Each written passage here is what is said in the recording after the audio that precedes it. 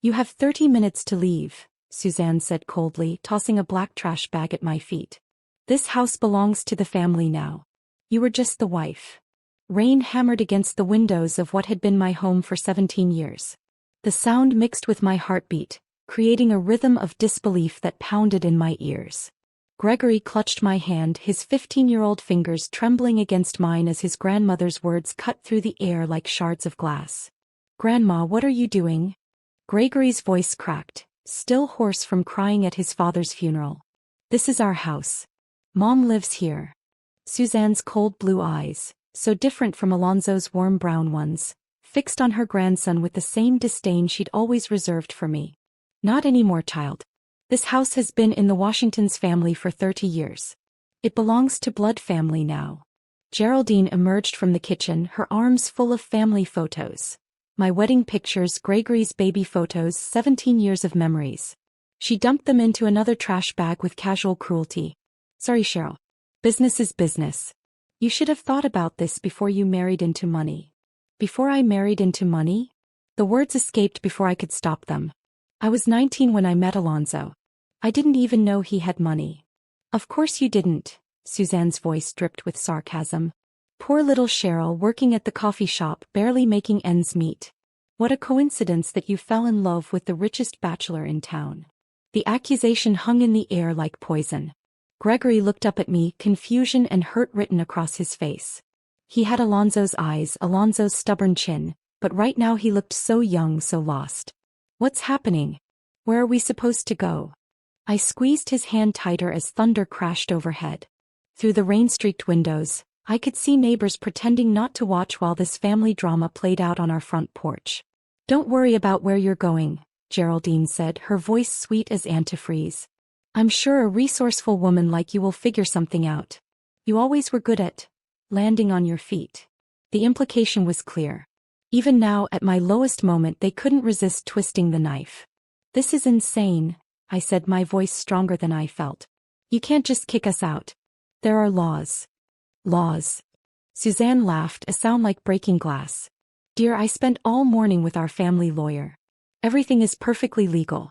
Alonzo never updated his will after Gregory was born. The house, the business, everything reverts to the estate. And as his mother and closest living relative, I'm the executor." She pulled out a folded document from her purse, waving it like a weapon. "It's all right here in black and white. Signed, sealed, and witnessed. You have no claim to anything." My world tilted sideways. The rain was getting heavier now, drops bouncing off the porch steps and soaking our dress. "Grandma, please," Gregory tried again, his voice breaking. "Dad wouldn't want this. He'd want us to stay together." For just a moment, Suzanne's expression softened. She reached out to touch Gregory's cheek, and I saw a glimpse of the grandmother who had once read him bedtime stories and baked him cookies. "Oh, sweetheart," she said, her voice gentle for the first time all day. "You don't have to go anywhere. This is your home. Your birthright. You're a Washington's." Gregory pulled away from her touch. "If Mom can't stay, then I'm not staying either." The gentleness vanished from Suzanne's face like smoke. "Don't be ridiculous, Gregory. She's not your real family. We are. We've been here since before you were born, and we'll be here long after she's moved on to her next husband. She is my real family," Gregory shouted, his teenage voice cracking with emotion. "She's my mom. Blood is what matters in this family. Blood and loyalty." I felt something break inside me at those words. Not just my heart, that had shattered the moment the doctors told me Alonzo was gone. This was something deeper. My faith in human decency. My belief that family meant more than genetics. "Fine," I said quietly, picking up the trash bag of photos. "We'll go." Suzanne nodded with satisfaction. "Good. And Cheryl? Don't come crawling back when reality hits. You have nothing now. Nothing." But as I stood there in the rain, watching the door of my home slam shut, something stirred deep in my chest. Not despair, I'd already felt that. Not anger, that would come later. This was something else entirely. Knowledge. Because what Suzanne and Geraldine didn't know, what made me smile through the tears streaming down my face, was that Alonzo had already left me everything. Now, standing in the rain with my 15-year-old son, I remembered exactly where that envelope was hidden. And I was just getting started. Before we continue, please write in the comment which country you are watching this video. We love knowing where our global family is tuning in from. And if this is your first time on this channel, please subscribe. Your support helps us bring even more epic revenge tales of life. Enjoy listening. The Hampton Inn smelled like industrial disinfectant and broken dreams. I sat on the edge of a queen bed that felt nothing like home, staring at the black trash bag Suzanne had thrown at my feet. Inside were random items they deemed mine. A few photos, some clothes, and Alonzo's watch. As if 17 years of marriage could fit in a garbage bag. Gregory emerged from the tiny bathroom, his hair still damp from the shower. He'd been quiet since we left the house. Too quiet for a teenager who usually filled every silence with questions or complaints. Mom. He sat beside me, the mattress dipping under his weight. Did Dad really not leave us anything? The question hit like a physical blow. Not because it was cruel, but because it showed how thoroughly Suzanne and Geraldine had poisoned the well. How quickly they'd planted seeds of doubt in a grieving child's mind. Your father loved us, I said carefully. More than anything in this world. You know that, right? Gregory nodded, but his eyes held uncertainty. Then why did Grandma Suzanne say? Your grandmother says a lot of things. I reached into the trash bag and pulled out Alonzo's watch. The weight of it in my palm brought back 1,000 memories. But your father was smarter than she ever gave him credit for. I'd met Alonzo 20 years ago at a coffee shop near the college where I was finishing my nursing degree. He was working construction then, building the new medical center, and he'd come in every morning at 6 a.m. sharp, ordered black coffee and a blueberry muffin, and left a $5 tip on a $3 bill. The other girls thought he was showing off. Thought he was kind. You're wasting money, I'd finally told him one morning, unable to watch him overtip anymore. He'd smiled, that crooked grin that would become my favorite sight in the world. Maybe I'm investing in something. Coffee shop stocks? Conversation with the prettiest nurse-to-be I've ever seen. It was cheesy. It was perfect. It was Alonzo. 3 months later, he proposed with a ring he'd bought with construction wages and more of those generous tips. We married in a small ceremony that his mother barely tolerated and his sister openly criticized. To them, I was never good enough. I wasn't from their social circle. I didn't have family money. I was just a nurse who'd trapped their golden boy. But Alonzo didn't care. He loved fiercely and completely. When Gregory was born, he cried harder than I did. When I wanted to go back to school for my master's, he worked overtime to make it possible. When his construction business grew into something real, something profitable, he made me his equal partner in everything. We're a team, he'd say. Always. Now, sitting in a hotel room that cost $69 a night, I wondered if I'd imagined that partnership. If grief was making me remember things that weren't real. But then I remembered the envelope. 3 weeks before Alonzo died, when the pain was so bad he could barely speak, he'd grabbed my hand with surprising strength. Kitchen, he'd whispered. Behind the flour canister. When I'm gone. I'd thought he was delirious from the medication. The hospice nurse had warned me about confusion, about final conversations that didn't make sense. But Alonzo's eyes had been clear. Determined. Promise me, he'd said. When I'm gone. Check behind the flour canister. I'd promised, but in the chaos of funeral arrangements and grief, I'd forgotten. And then Suzanne and Geraldine had moved so quickly, had kicked us out so fast, that I hadn't had time to remember. But I remembered now. Gregory, I said, standing up so quickly the watch fell from my palm. We need to go to the house. Mom, they'll call the police. Let them. I grabbed my purse and keys. It's still my house. At least until they can prove otherwise. The drive back took 12 minutes. Long enough for doubt to creep in. What if Alonzo really hadn't left me anything? What if his final words were just morphine dreams? What if I was about to humiliate myself in front of his family, confirming everything they'd ever believed about me? The house looked different in daylight. Colder. The flowers from the funeral still lined the driveway, wilted roses and lilies that had already started to brown at the edges. Someone had thrown away the sympathy cards that had been scattered on the porch. Suzanne's car wasn't in the driveway. Neither was Geraldine's.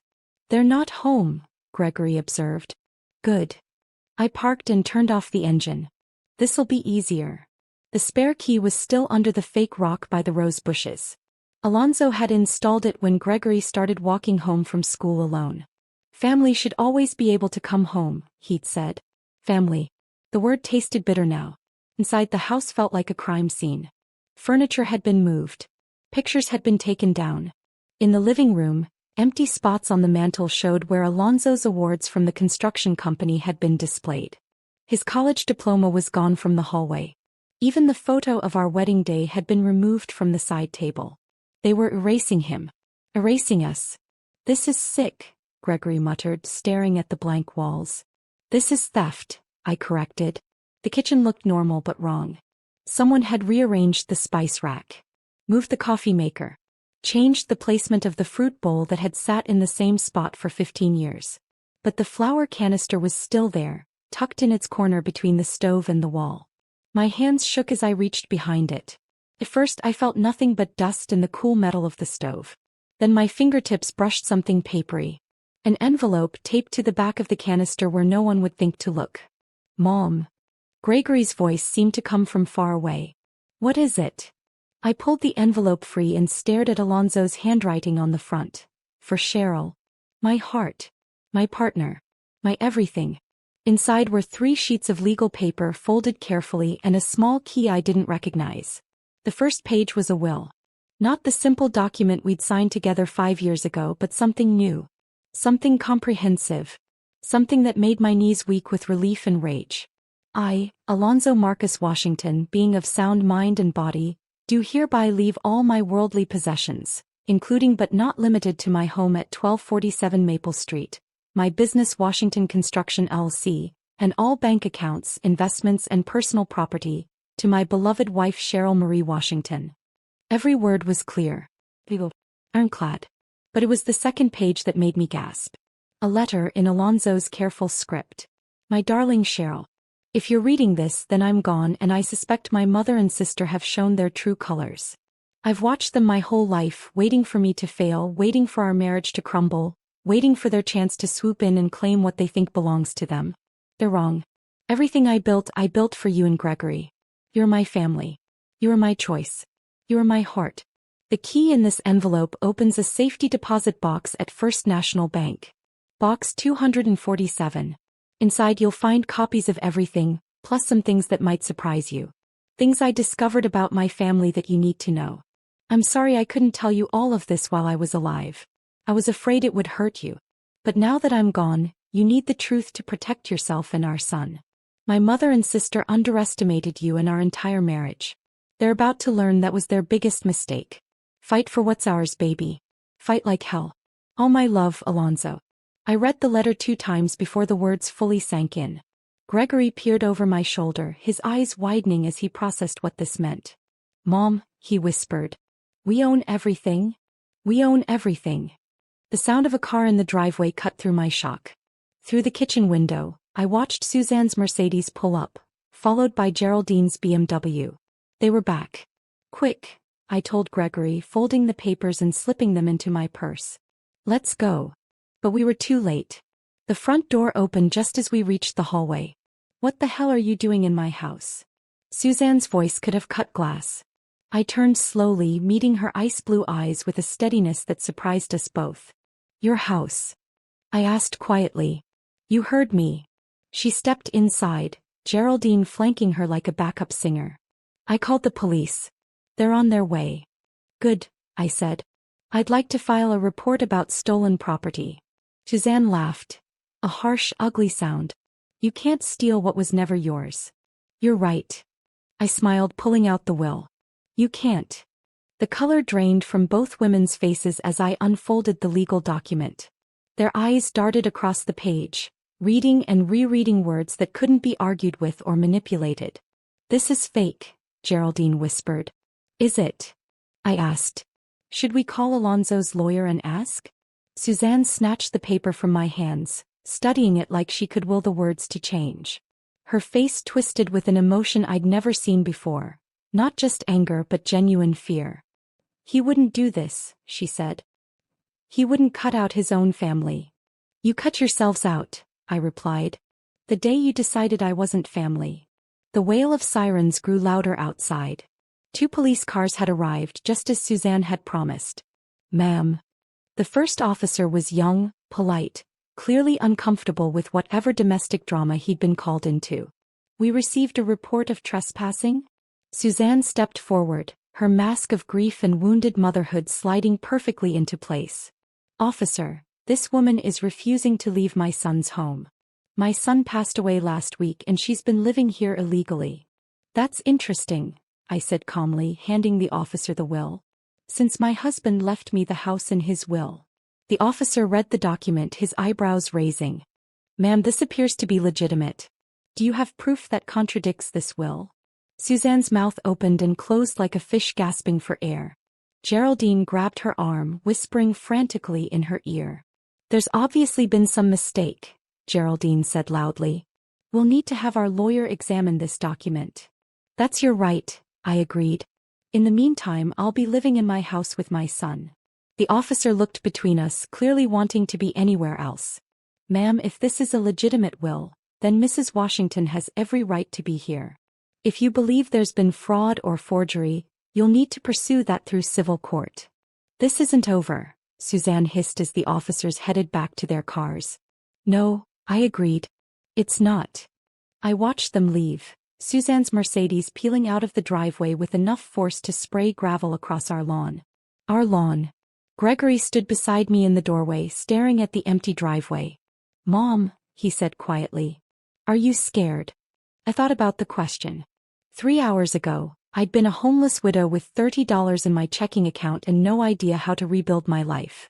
Now I owned a house, a business, and apparently some surprises waiting in a safety deposit box. Was I scared? Terrified. But also something else. Furious. Yeah, baby, I said, putting my arm around his shoulders. But I'm more angry than scared. And your father always said angry could be useful if you pointed it in the right direction. What direction is that? I looked at the house we'd almost lost, then at the wilted funeral flowers still scattered across our driveway. Justice, I said. We're pointing it toward justice. First National Bank opened at 9 a.m. sharp. I was there at 8:45, standing in the parking lot with a cup of coffee that had gone cold an hour ago and nerves that felt like live wires under my skin. Gregory had wanted to come, but I'd convinced him to go to school instead. Try to have a normal day, I'd said, knowing there was nothing normal about our life anymore. The safety deposit box key felt heavy in my palm. Small and brass and holding promises I wasn't sure I wanted to keep. Alonzo's letter had mentioned surprises. Things about his family I needed to know. 20 years of marriage and he'd been keeping secrets. Mrs. Washington? The bank manager, a soft-spoken woman named Bertha, led me into the vault area. I was so sorry to hear about Alonzo. Such a good man. Thank you. She inserted her key alongside mine, turning them simultaneously. The lock clicked open. I'll give you some privacy, Bertha said, sliding the long metal box from its slot. Take all the time you need. Alone in the small viewing room, I lifted the lid with trembling fingers. The first thing I saw was money. Not just bills but stacks of hundreds bound with rubber bands. More cash than I'd ever seen in one place. Enough to live on for months, maybe years. Beneath the money were file folders, each labeled in Alonzo's careful handwriting. House deed, business documents, insurance policies, bank accounts, family secrets. That last folder made my stomach clench. I opened the house deed first, confirming what I already knew. The property was in both our names, but with right of survivorship. If one of us died, the other inherited everything automatically. No probate court. No family contests. The business documents were more complex. Washington Construction LC was worth more than I'd realized. Much more. Contracts with the city. Partnerships with major developers. A company that could support Gregory through college and beyond. The insurance policies made me cry. Alonzo had increased his life insurance just 7 months before his diagnosis, apparently sensing something was wrong before any of us knew. The payout was substantial. More than substantial. We weren't just secure. We were wealthy. But it was the final folder that changed everything. Family secrets contained bank statements going back 15 years. Not for accounts I recognized, but for something called the Washington Family Trust. Accounts that showed regular deposits from Alonzo's construction business. Deposits I'd never known about. Someone had been siphoning money from our company for over a decade. The statements showed withdrawals too. Cash payments to creditors I didn't recognize. Payments for a house in Florida I'd never heard of. Payments for credit cards and names that made my blood run cold. Suzanne Washington. Geraldine Washington Price. They'd been stealing from us for years. But there was more. At the bottom of the folder was a private investigator's report, dated just 2 months before Alonzo's death. Subject: Suzanne Washington and Geraldine Washington Price investigation type: financial fraud and asset recovery. The report was thorough and damning. Photos of Suzanne's Florida vacation home, purchased with money stolen from Washington Construction. Credit card statements showing Geraldine's shopping sprees, funded by unauthorized transfers from our business accounts. But the worst revelation was on page 12. A medical bill from a private clinic in Atlanta. Payment for plastic surgery. For Geraldine. Paid for with money from our business. Money that should have gone toward Alonzo's cancer treatments. While my husband was dying, his sister was getting a nose job with funds stolen from the company he'd built. I sat back in the small chair trying to process the scope of their betrayal. This wasn't just about kicking me out of the house. This was about years of theft, deception, and manipulation. My phone buzzed. A text from Gregory. How did it go? I looked at the evidence spread across the table. Bank statements, investigator reports, proof of systematic fraud that had been happening under my nose for over a decade. Better than expected, I typed back. See you at home. Home. For the first time since Alonzo died, the word felt real again. But first I had a phone call to make. The law offices of Martinez, Chong and Associates occupied the top floor of a downtown high-rise. All glass and steel and expensive furniture that whispered competence. I'd chosen them based on their website's promise to fight for what's rightfully yours. But also because they were the firm that had handled several high-profile embezzlement cases in the past year. Colton Martinez was younger than I'd expected, maybe 40, with dark hair and eyes that seemed to catalog every detail of my story. He listened without interruption as I laid out the evidence from the safety deposit box, occasionally making notes in precise handwriting. Mrs. Washington, he said when I finished. What you're describing is systematic embezzlement on a significant scale. We're talking about felony theft charges. How significant? He flipped through the bank statements, doing quick calculations. Based on these documents, I'd estimate they've stolen close to $300,000 over the past 15 years. The number hit like a physical blow. $300,000. Money that could have paid for better cancer treatments. Money that could have sent Gregory to any college he wanted. Money that could have given us options when the medical bills started piling up. What are my options? I asked. Colton leaned back in his leather chair. Several, depending on how aggressive you want to be. We could start with civil recovery, sue them for the stolen funds plus damages. Or we could go criminal and have them arrested for embezzlement and fraud. What would you recommend? Both. His smile was sharp. Sue them civilly to recover the money, and file criminal charges to make sure they face consequences. People who steal from dying men shouldn't get to walk away with a slap on the wrist. I thought about Suzanne's cold voice throwing trash bags at my feet. About Geraldine's smug expression as she claimed I was just the wife. About years of subtle insults and deliberate exclusion from family gatherings. About Alonzo working himself into the ground while his own family robbed him blind. Both, I said firmly. Definitely both. Colton's grin widened. Now you're talking my language. But I should warn you, this is going to get ugly. They'll fight back. They'll say terrible things about you and Alonzo. They'll try to paint you as a gold digger who manipulated a dying man. Let them try. The words came out harder than I'd intended. They've been saying those things about me for 20 years. At least now I have evidence that they're the real thieves. There's one more thing, Colton said, pulling out a fresh legal pad. The private investigator's report mentions that your husband hired him to look into this theft. That suggests Alonzo knew what was happening before he died. So why didn't he confront them himself? Why did he leave it for you to discover? I thought about Alonzo's final weeks. The pain that kept him awake at night. The way he'd hold my hand and whisper apologies I didn't understand. He was protecting me, I realized. He knew they'd retaliate. He knew they'd try to destroy me if they thought I was a threat. But now you are a threat. Now I'm the only threat that matters. Colton nodded approvingly. I'll start drafting the paperwork immediately. We'll file civil suits against both women for embezzlement, fraud, and breach of fiduciary duty. I'll also contact the district attorney's office about criminal charges. How long will this take? Civil cases can drag on for months or years. Criminal charges move faster, especially with evidence this clear. He gestured to the bank statements spread across his desk. I'd estimate we could have arrest warrants within 2 weeks. 2 weeks. In 2 weeks, the women who'd thrown me out of my own house would be answering to a judge for their crimes. Mr. Martinez, I said, standing to leave. I want you to know something. This isn't just about money. What's it about? I thought about Gregory's confused face as his grandmother slammed the door. About 17 years of marriage reduced to a trash bag full of random belongings. About a dying man who'd spent his final weeks trying to protect the family he'd chosen over the family he'd been born into. Justice, I said. It's about justice. The news hit the local paper on a Monday morning.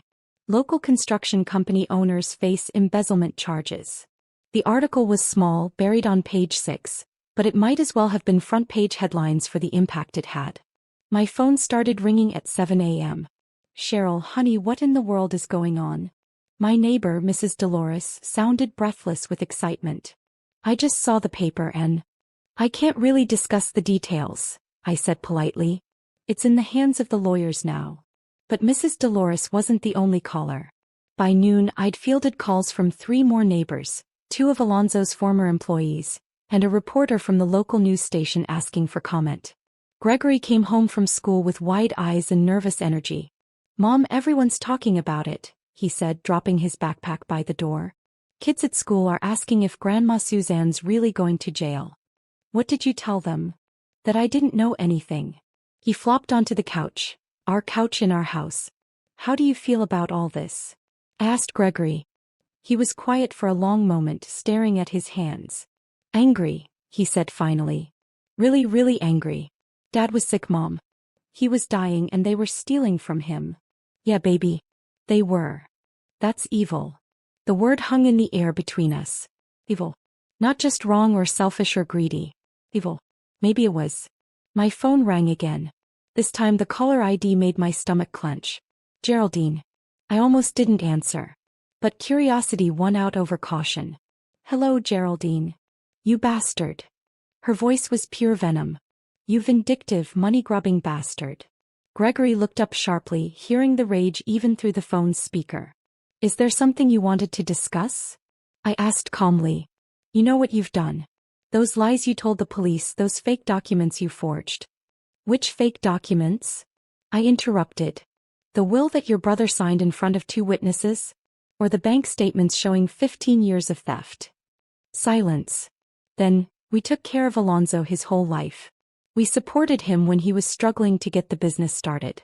We deserved. You deserved nothing. The words came out sharp enough to cut. You stole from a dying man. You stole from his family. You stole from his son. That money was family money. No, Geraldine. That money was our money. Money Alonzo earned. Money I helped him earn. Money that should have gone toward his medical care instead of your plastic surgery. Another silence, longer this time. How did you, she started then stopped. How did I find out about the nose job? About the vacation house in Florida? About the credit cards you've been maxing out with stolen funds? I smiled even though she couldn't see it. Your brother was smarter than you ever gave him credit for. He documented everything. You can't prove any of this. Actually, I can. Bank statements, credit card records, receipts from the plastic surgery clinic. Should I keep going? The line went dead. Gregory stared at me with something like awe. Mom, you were amazing. I was angry. Same thing right now. Maybe he was right. Maybe anger and strength were the same thing when everything you'd built was under attack. The next morning brought a certified letter from a law firm I didn't recognize. Perkins, Bailey & Sons. The letterhead screamed old money and established power. Dear Mrs. Washington. We represent Mrs. Suzanne Washington and Mrs. Geraldine Washington Price in the matter of the disputed will purportedly signed by the late Alonzo Washington. Our clients contest the validity of this document and demand that you cease all claims to property that rightfully belongs to the Washington family estate. Furthermore, the slanderous accusations you have made regarding alleged financial improprieties are completely without merit and constitute defamation of character. If you do not immediately retract these false statements and remove yourself from the property in question, we will have no choice but to pursue legal action for defamation, harassment, and fraud. We await your prompt response. I read the letter twice, then called Colton Martinez. They hired lawyers, I told him. Good ones, he said after I read him the letter. Perkins, Bailey & Sons handle a lot of high-end white-collar defense. They're expensive. Can they actually contest the will? They can try. But Alonzo's will was properly witnessed and notarized. It'll be very difficult to overturn. Colton paused. The more interesting question is where they got the money to hire Perkins, Bailey & Sons. Those guys charge $1,000 an hour. I hadn't thought about that. Suzanne worked part-time at a boutique. Geraldine was married to a middle manager at an insurance company. Neither of them should have been able to afford top-tier legal representation. Unless they were still stealing. Colton, I said slowly, can you check whether there have been any new withdrawals from the business accounts? Any recent transfers I might not know about? I'll make some calls. But Cheryl, if they're using stolen money to pay lawyers to fight you in court, that's a whole new level of fraud. How new? Federal charges new. Wire fraud, money laundering, racketeering. We could be looking at serious prison time. The idea should have made me happy. Justice served, consequences delivered. But all I felt was tired. Bone deep, soul tired from fighting people who should have been family. Do what you need to do, I told him. That afternoon I took Gregory to visit Alonzo's grave. We hadn't been back since the funeral and the headstone was finally in place.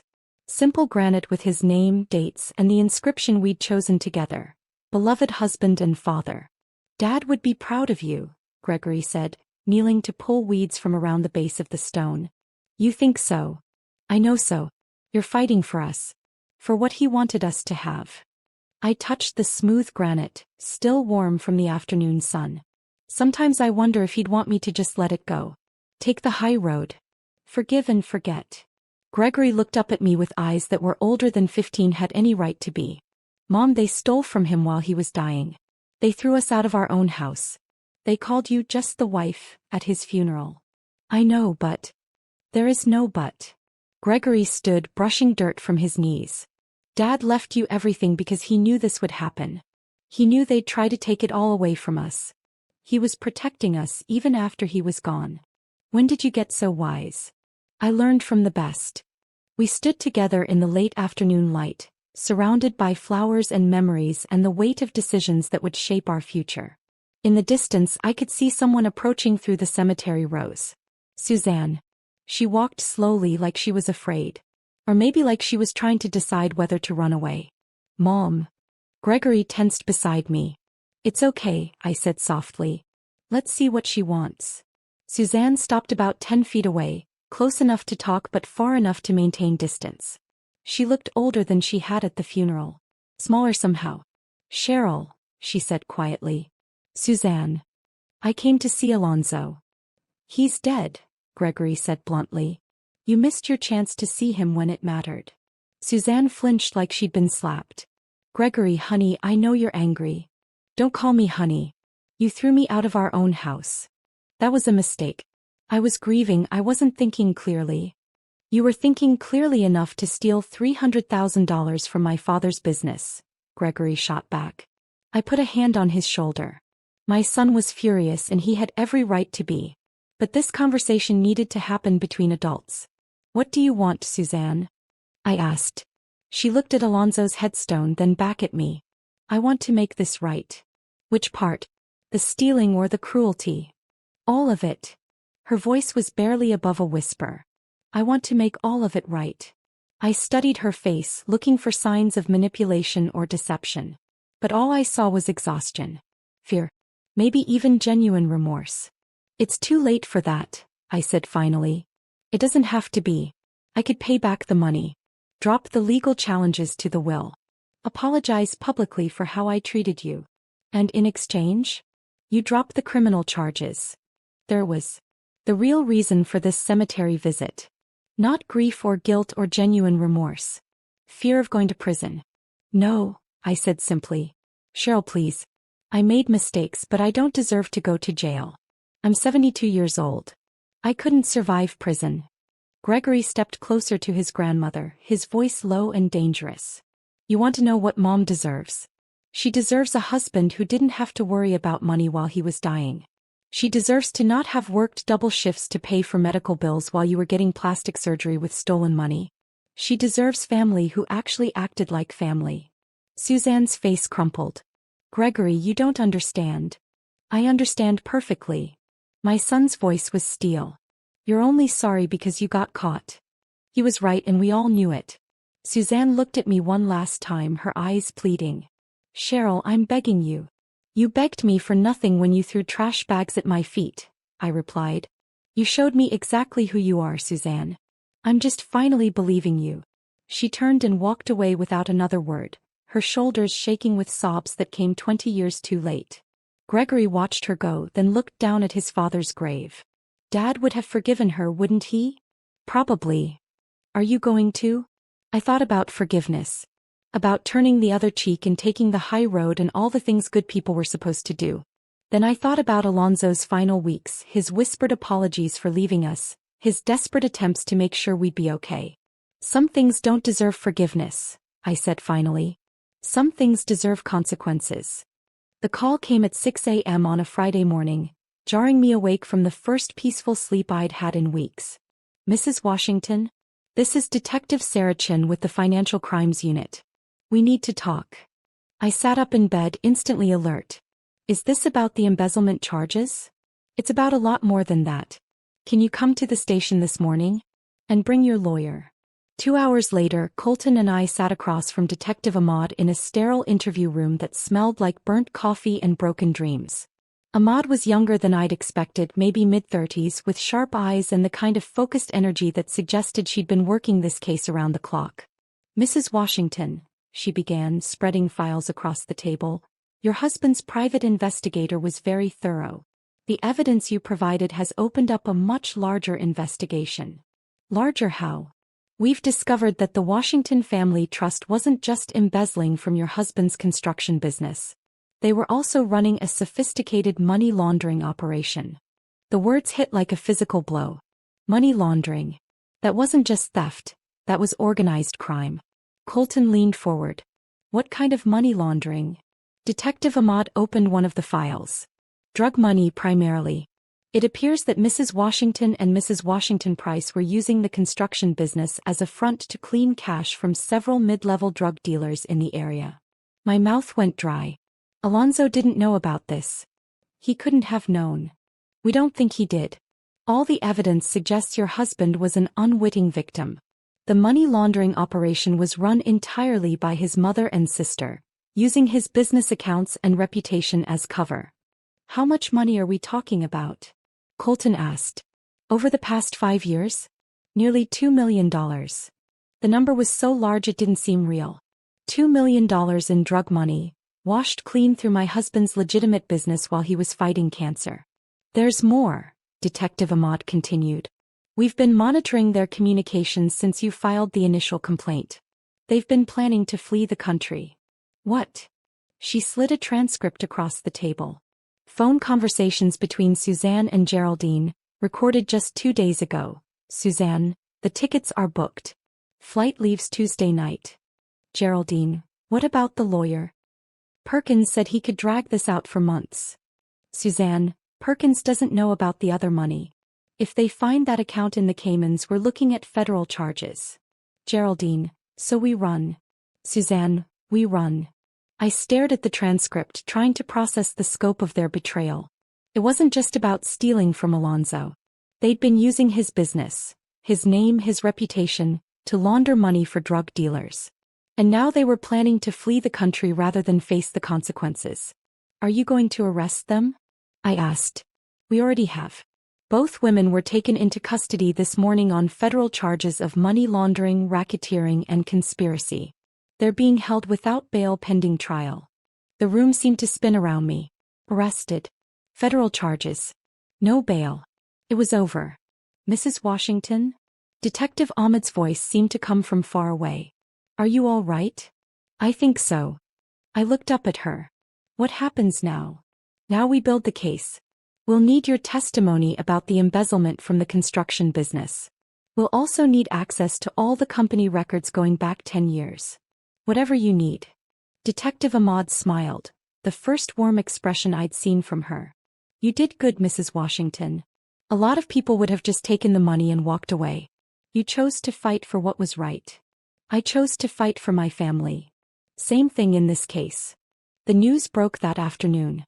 Not on page 6 this time, but as the lead story on every local news station.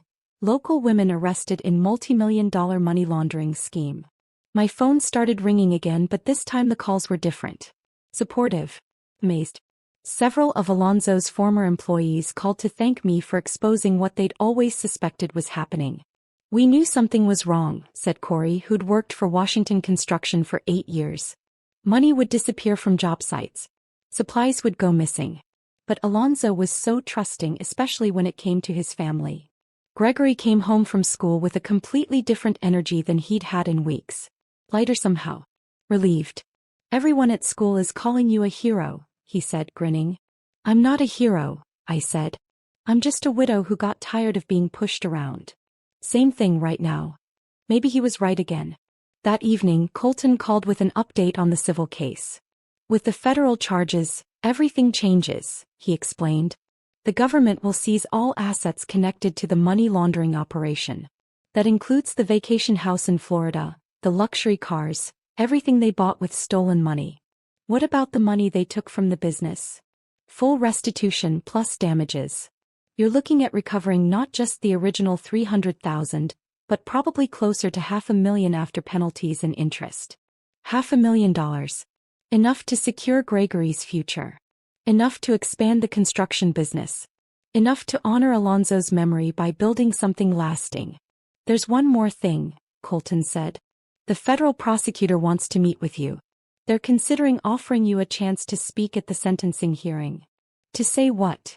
To tell the judge how their crimes affected you and Gregory.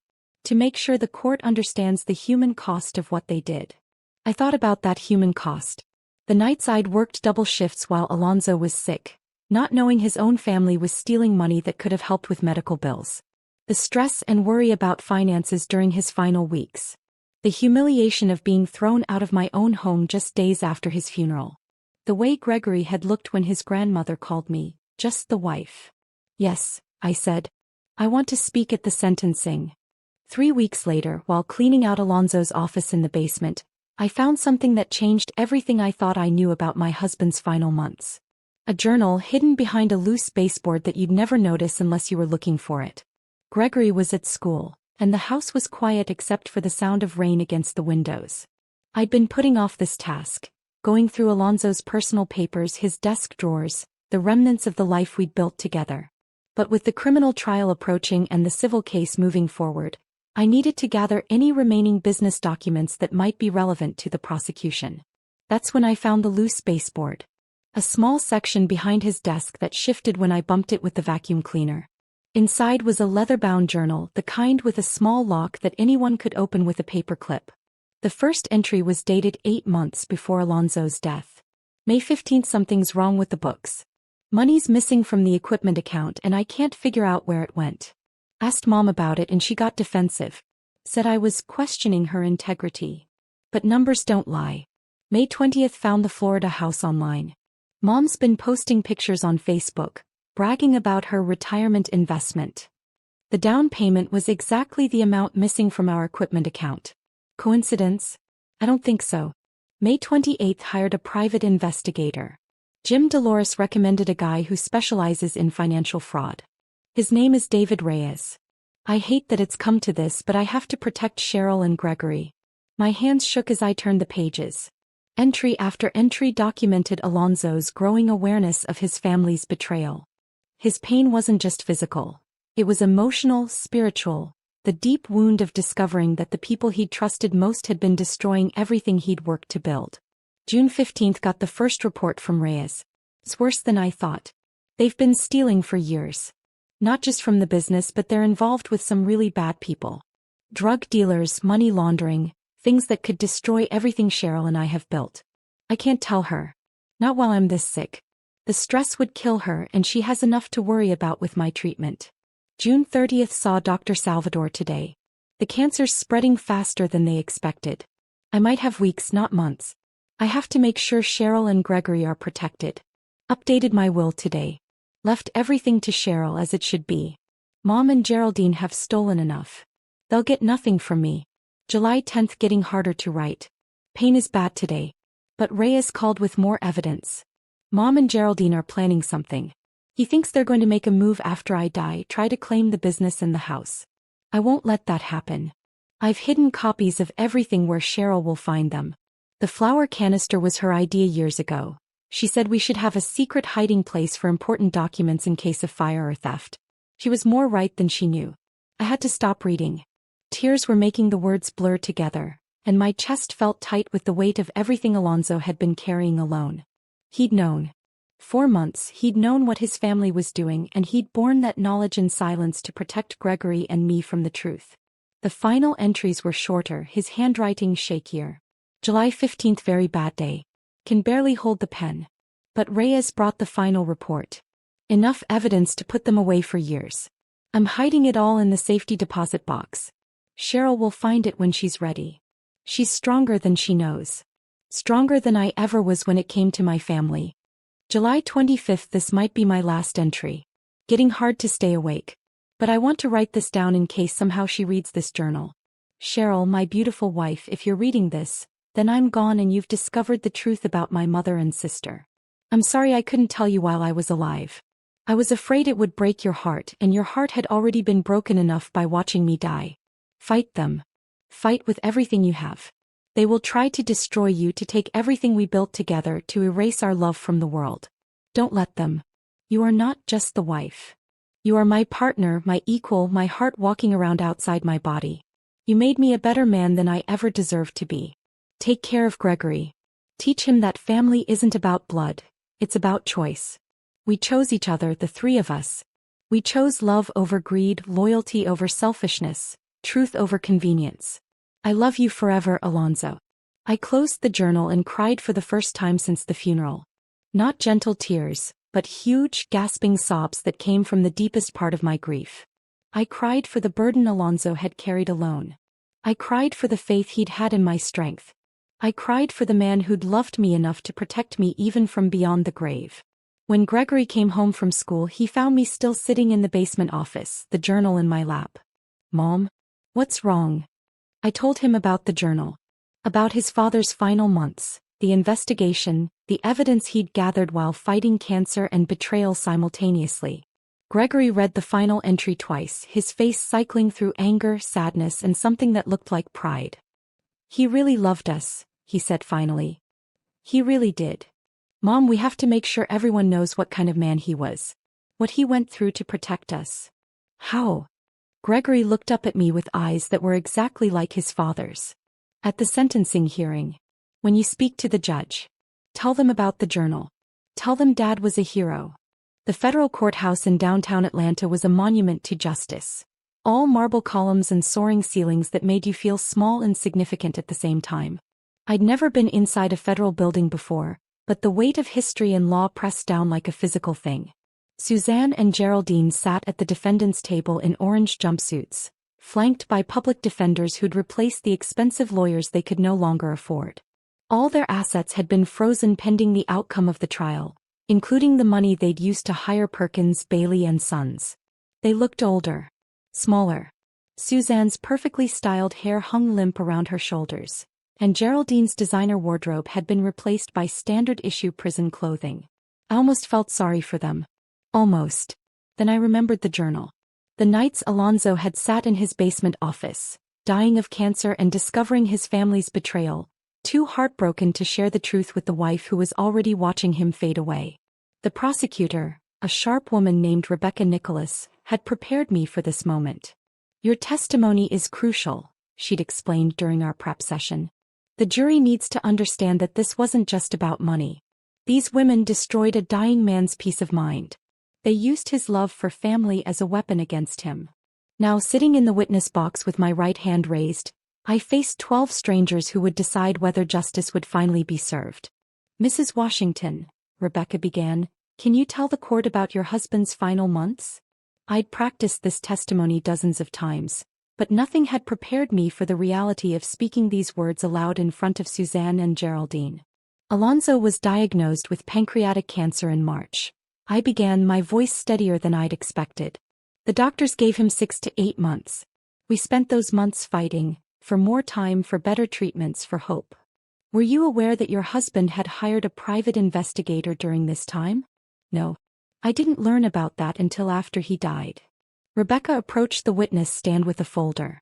I'm showing you what's been marked as Exhibit A, your husband's journal discovered in his home office. Have you read this journal? Yes. Can you tell the court what you learned from reading it? I looked at Suzanne and Geraldine. They wouldn't meet my eyes. I learned that while I was taking care of my dying husband, his mother and sister were systematically stealing from our business. I learned that Alonzo discovered their theft months before he died, but he kept it secret because he didn't want to burden me with more stress. My voice cracked slightly. I learned that he spent his final weeks, while fighting cancer, while in constant pain, gathering evidence to protect our son and me from people who were supposed to be family. How did this discovery make you feel? Colton had warned me about this question. Don't let emotion overwhelm the facts, he'd said. But don't be afraid to show the jury your humanity. Heartbroken, I said simply. My husband died believing he'd failed to protect us from his own family. He carried that burden alone because he loved us too much to share it. Rebecca nodded and moved to her next exhibit. Mrs. Washington, I'm showing you bank statements from the Washington Family Trust account. Do you recognize these? Yes. These show systematic withdrawals from our business accounts over a period of 15 years. Money that was stolen while we were struggling to pay medical bills, while we were working extra jobs to keep the business afloat. Can you estimate the total amount stolen? Including the money laundering operation, approximately $2 million. A murmur ran through the courtroom. $2 million was more money than most people would see in a lifetime. Mrs. Washington, how did this theft affect your family's ability to cope with your husband's illness? This was the hardest question. The one that cut closest to the bone. We had to choose between treatments, I said, looking directly at the jury. Experimental therapies that insurance wouldn't cover. Travel to specialists in other cities. We couldn't afford the best care because we didn't know that money was being stolen from our business every month. Do you believe these stolen funds could have changed the outcome of your husband's treatment? The defense attorney objected, but the judge allowed me to answer. I'll never know, I said. But we should have had the choice. We should have been able to try everything, spend everything, fight with every resource we had. That choice was stolen from us. Rebecca's questioning continued for another hour, walking me through the embezzlement evidence, the money laundering operation, and the impact on Gregory and me. Then came cross-examination. The defense attorney was a tired-looking man who clearly didn't want to be there. His clients couldn't afford better representation, and he was doing his best with an impossible case. Mrs. Washington, he began, isn't it true that you and your husband lived quite comfortably despite these alleged thefts? We lived paycheck to paycheck, I replied. We worked multiple jobs. We took out loans against the business to pay medical bills. But you owned a nice home, drove decent cars. We owned those things because we worked for them. Because we built a successful business that should have been much more successful if people hadn't been stealing from it. He tried a few more angles, suggesting that I was motivated by greed rather than justice, that I was exaggerating the impact of the theft, that Alonzo might have known about and approved the financial arrangements. Each suggestion felt like a slap, but I answered calmly, factually, letting the evidence speak for itself. Finally he sat down. Thank you, Mrs. Washington, the judge said. You may step down. As I walked back to my seat, I glanced at Suzanne and Geraldine one more time. Suzanne was crying silently, her face buried in her hands. Geraldine stared straight ahead, her jaw set in defiance. Neither of them had shown a moment of remorse during my testimony. Neither had looked at me with anything resembling shame or regret. They were sorry they'd been caught. Nothing more. The trial continued for 3 more days. The prosecution presented bank records, wiretapped phone conversations, testimony from drug dealers who'd used Washington Construction to launder money. The evidence was overwhelming. The defense tried to argue that Suzanne and Geraldine were victims themselves, manipulated by criminals in over their heads, acting out of desperation rather than greed. The jury didn't buy it. After deliberating for less than 4 hours, they returned guilty verdicts on all counts. Money laundering, racketeering, conspiracy, and embezzlement. The judge. The morning of the sentencing hearing, I woke up before dawn with Alonzo's journal in my hands. I'd been reading it again, preparing for the victim impact statement that would help determine how long Suzanne and Geraldine would spend in federal prison. Gregory found me in the kitchen at 5 a.m., sitting with coffee and pages of handwritten notes. "You ready for this?" he asked, pouring himself a glass of orange juice. "I think so." I looked at my notes, bullet points about financial hardship, emotional trauma, the impact on our family. "It feels like the most important speech I'll ever give." "It is." Gregory sat across from me at the kitchen table where we'd eaten thousands of meals as a family. Where Alonzo had helped him with homework. Where we'd planned birthdays and vacations and dreams. "Mom, can I ask you something?" "Always." "Do you think Dad would want them to go to prison?" The question had been haunting me for weeks. Alonzo had been a forgiving man, slow to anger, quick to see the best in people. Even when those people were destroying everything he'd worked to build. "I think your father would want justice," I said finally. "Not revenge. Justice." "What's the difference?" "Revenge is about making them suffer because we suffered. Justice is about making sure they face consequences for their choices, so other people don't get hurt the same way." Gregory nodded thoughtfully. "So this isn't about us anymore. It's about the next family they might steal from." "Exactly." 2 hours later, we sat in the same federal courthouse where the trial had taken place. But today felt different. Final. Like a book that was finally reaching its last chapter. Judge Bertha Morrison was a small woman with silver hair and eyes that seemed to see through every excuse, every justification, every attempt to minimize responsibility. She'd presided over the trial with fairness and authority, and I trusted her to deliver appropriate sentences. Suzanne and Geraldine sat at the defendant's table, looking smaller and more defeated than they had during the trial. Prison had not been kind to them. The prosecutor spoke first, summarizing the crimes and their impact. "Your Honor, these defendants didn't just steal money. They betrayed the deepest bonds of family trust. They used a dying man's love for his relatives as a weapon against him. They destroyed his peace of mind during his final months and left his widow and son financially vulnerable." Then it was my turn. I walked to the podium with Alonzo's journal in one hand and my prepared statement in the other. The courtroom was silent except for the whisper of air conditioning and the scratch of court reporters' pens. "Your Honor," I began, "my name is Cheryl Washington, and I'm here to speak for my husband who can't speak for himself." I opened the journal to a page I'd marked with a yellow sticky note. 8 months before Alonzo died, he wrote these words. "I hate that it's come to this, but I have to protect Cheryl and Gregory." He was talking about hiring a private investigator to look into his own family's theft. I looked up at Suzanne and Geraldine. This time they were looking back. Imagine being so sick that you can barely hold a pen, and using what little energy you have to gather evidence against your mother and sister. Imagine loving your wife and son so much that you carry that burden alone, rather than share it with people who are already watching you die. My voice got stronger as I continued. The defendants want this court to believe they're victims. That they were in over their heads, that they made mistakes out of desperation. But desperation doesn't explain 15 years of systematic theft. Desperation doesn't explain using a dying man's business to launder money for drug dealers. I flipped to another page in the journal. 3 weeks before he died, my husband wrote, "Cheryl will find it when she's ready. She's stronger than she knows.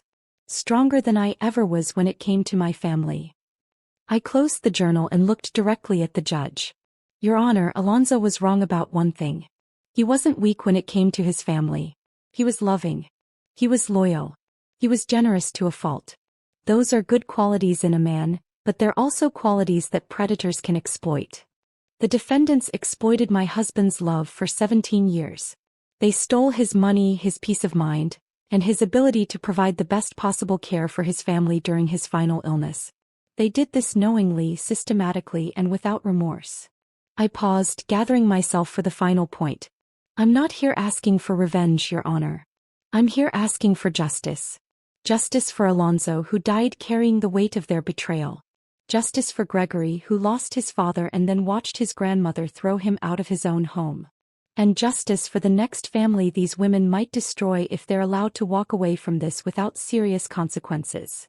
I returned to my seat, my hands shaking slightly from adrenaline and emotion. The defense attorneys spoke next, making their final pleas for leniency. They talked about Suzanne's age, about Geraldine's children, about the defendant's clean records before these crimes. They did not talk about remorse because there had been none. Finally, Judge Morrison asked if the defendants wanted to make statements before sentencing. Suzanne stood first, her voice barely above a whisper. Your Honor, I want to say that I'm sorry. I know I made terrible mistakes and I know I hurt people I love. I'm asking for your mercy. It was too little, too late, and everyone in the courtroom knew it. Geraldine's statement was even shorter. I'm sorry for my part in this, Your Honor. I hope the court will consider that I have young children who need their mother. Judge Morrison listened without expression, then spent several minutes reviewing the case files. When she looked up, her voice carried the weight of federal authority. Mrs. Washington, Mrs. Price, you have been convicted of serious federal crimes that destroyed not just your family relationships, but endangered your community through money laundering activities. She turned to Suzanne first. Mrs. Washington, you orchestrated a 15-year campaign of theft against your own son while he was building a business and raising a family. When he became terminally ill, rather than supporting him, you used his illness as an opportunity to steal even more aggressively. You violated every bond of trust that should exist between family members. For your crimes, I sentence you to 12 years in federal prison followed by 3 years of supervised release. You will also pay full restitution in the amount of $2.1 million. Suzanne collapsed back into her chair, sobbing. Judge Morrison turned to Geraldine. Mrs. Price, you were an active participant in this conspiracy from the beginning. You helped launder money for drug dealers, putting your entire community at risk. You showed no remorse during this process and attempted to flee the country rather than face responsibility for your actions.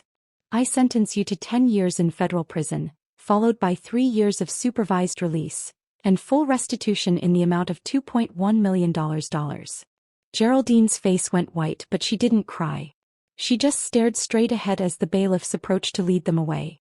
As they were escorted out of the courtroom in handcuffs, Suzanne looked at me one final time. Her mouth moved but no sound came out. I think she was trying to say, I'm sorry. But some apologies come too late to matter. The construction business is thriving. With the stolen money recovered and the criminal element removed, Washington Construction has expanded into 3 new markets and employed twice as many people as it did when Alonzo was alive. Gregory is a senior in high school now, talking about studying business in college so he can help run his father's company. He's grown 3 inches this year and looks more like Alonzo every day, not just physically but in his quiet strength and natural kindness. Dad would be proud of what we've built, he said last week, reviewing the company's quarterly reports. We built it together, I reminded him. All 3 of us. The house feels like home again. We've redecorated some rooms, added new family photos, planted a garden in Alonzo's memory. But the kitchen table is still in the same place and Gregory still does his homework there while I cook dinner. Some things shouldn't change. I visit Alonzo's grave every Sunday after church, usually bringing fresh flowers and updates about our life. This week I brought news about Suzanne and Geraldine. They lost their appeals. I told the granite headstone that bears his name. Suzanne's in a federal prison in Kentucky. Geraldine's in Florida. They won't be eligible for parole for at least 8 years. I knelt to pull weeds from around the base of the stone. I used to think you'd want me to forgive them, I continued. But I realized something. Forgiveness isn't about them, it's about me. And I can forgive them for my own peace of mind while still believing they deserved consequences for what they did to you. To us. The afternoon sun was warm on my back as I arranged the fresh flowers. White roses because they were Alonzo's favorites. Gregory's going to graduate with honors, I said. Full scholarship to Georgia Tech for business school. He wants to study construction management and finance. Says he's going to make sure no one ever steals from the family business again. I smiled, imagining Alonzo's reaction to that news. He's got your heart, baby. Your sense of justice. But he's also got my spine when it comes to protecting what we've built. A car door slammed in the parking lot behind me, and I turned to see Gregory walking across the cemetery with a bouquet of sunflowers. "Thought I'd find you here," he said, kneeling beside me. "How was your college interview?" "Good. Really good." He placed the sunflowers next to my roses. "They asked me about the family business, about what happened with Grandma Suzanne and Aunt Geraldine." "What did you tell them?" Gregory was quiet for a moment, looking at his father's name carved in granite. "I told them that family isn't about blood," he said finally. "It's about choice. And my parents chose to build something good together, something that would last beyond their own lives. And I choose to continue what they started. Not because I have to, but because I want to. Because that's what family does." We sat together in comfortable silence, surrounded by flowers and memories and the weight of decisions that had shaped our future. In the distance, other families tended other graves, other stories of love and loss and the complicated mathematics of human relationships. We were Washingtons. We chose loyalty over convenience, truth over comfort, justice over easy peace. We chose each other. And in the end, that choice had been worth fighting for.